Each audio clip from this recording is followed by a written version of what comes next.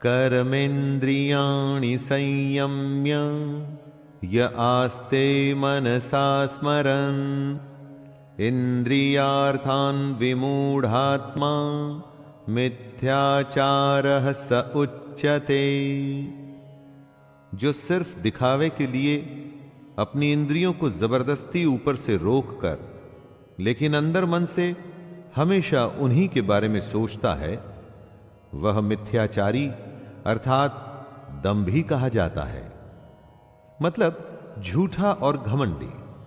खाना खाने से तो मना कर दिया, लेकिन हमेशा खाने और उसके स्वाद के बारे में ही सोचता रहे, तो यह कैसा उपवास हुआ? इसे व्रत नहीं माना जाएगा।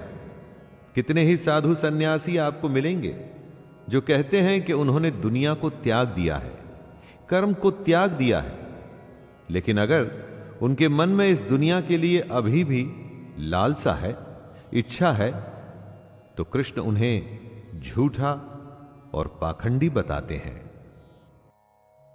यस्त्विन्द्रियाणि मनसा नियम्यारभतेऽर्जुन कर्मेन्द्रियैः कर्मयोगम् असक्तः स विशिष्यते।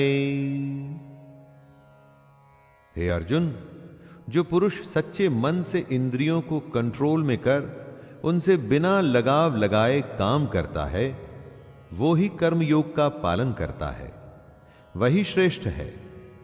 कृष्ण एक तरह से चेतावनी दे रहे हैं कि इंद्रियों को वश में तो करना ही है, परंतु साथ ही साथ मन का उन इंद्रियों से किसी भी विषय से लगाव नहीं होना चाहिए।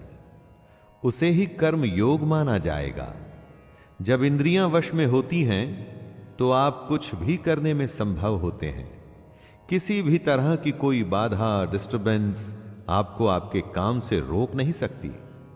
और अगर आप इंद्रियों के वश में हैं तो चाहे वो स्वादिष्ट खाने की महक ही क्यों ना हो, कोई रूपसी नारी ही क्यों ना हो, आसपास का शोर ही क्यों ना हो, छोटी या बड़ी हर बाधा आपको आपका काम करने से रोकेगी।